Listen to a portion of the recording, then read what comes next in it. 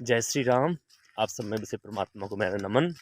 ईश्वर से कामना करता हूँ कि आपके जीवन में खुशहाली समृद्धि आए। दोस्तों, आज 5 फरवरी का ये दिन बहुत ही अच्छा दिन।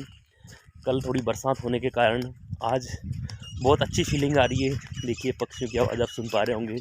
धुंध आई हुई है, आज बरसात हो रखी है, डस्ट वगैरह कुछ भी नहीं है। बहुत शांत प्रकृति, बहुत ही आनंदित मौसम।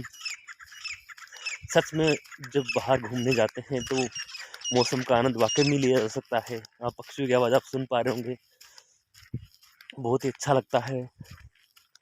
दोस्तों, एक चीज़ तो है, अगर आपको कोई भी जीवन में मिसाल बनानी है ना, तो काम को अलग तरीके से ढंग से करना होगा। अकेले ही करना होगा, अकेले निकलना होगा।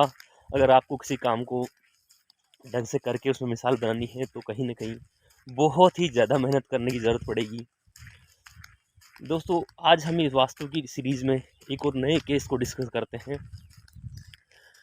अभी कुछ दिन पहले की बात, एक मेरे पास कॉल आता है एक व्यक्ति का। वो बहुत परेशान कि यार, हमारा जो रिश्ता है हस्बैंड वाइफ का, वो इतना ख़राब हो चुका है कि तलाक तक की बात आ चुकी है। प्लीज़ आप कुछ कर सकते हैं। मैंने कहा हाँ जी। मैंने चेक किया, जब चीज़ें समझ में आ चुकी थी मेरे को कि क्या दिक्कत है इनके, तो मैंने बोला भैया काम हो जाएगा, लेकिन यार इसमें फ़ीस लगेगी। जब फ़ीस तय हुई तो 34,000 रुपये फ़ीस तय हुई। उन्होंने फ़ीस एडवांस में पे करी। जब उन्होंने फ़ीस एडवांस में पे करी, उसके बाद में हम उनके वहाँ पे घर गए, नक्शा बनवाया, ग्रेडिंग करवाई। जब सारी चीज़ें कंप्लीट हो गई तो हमने देखा तो कि उनके नॉर्थ वेस्ट में जो था, उनकी पत्नी थी, उसकी एक फ़ोटो लगी हुई थी। नॉर्थ वेस्ट में जो था, वहाँ पे उनके टॉयलेट बने हुए थे।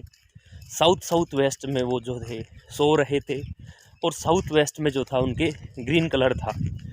और नॉर्थ वेस्ट में जो है उनके एक ट्रायंगुलर शेप की जो थी रेड कलर की घड़ी लगी हुई थी। क्योंकि उन्होंने पहले ही बोला था कि समय ख़राब चल रहा है, बहुत ही परेशान है, डिप्रेशन में है। तो दोस्तों, ये जो जोन है वो डिप्रेशन का जोन है। जो अट्रैक्शन का जोन है नॉर्थ वेस्ट, वहाँ पे भी उनके टॉयलेट था। साउथ वेस्ट जहाँ पे डिस्पोजल का जोन है, वहाँ पे भी वो वहाँ सो रहे थे। और साउथ वेस्ट जहाँ रिलेशनशिप का जोन है, वहाँ पे वो उन्होंने ग्रीन कलर करवा रखा था, जो कि प्रॉब्लम उनको दे रहा था।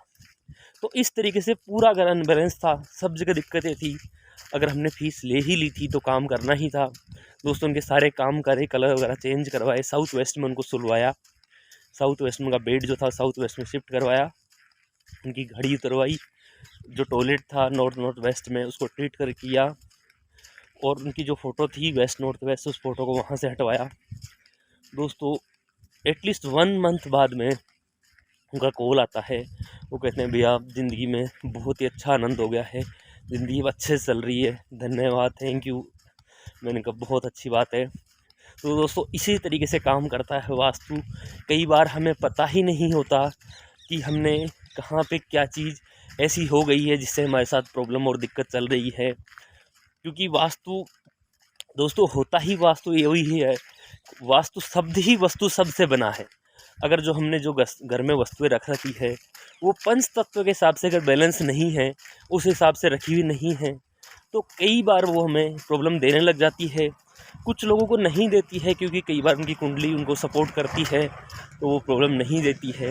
लेकिन सब लोगों के साथ ऐसा नहीं होता। जनरली आम देखा जाए तो कहीं ना कहीं वो सबको प्रॉब्लम देती ही है। तो इस प्रकार से आप चीज़ों को सेट रखने की कोशिश करें।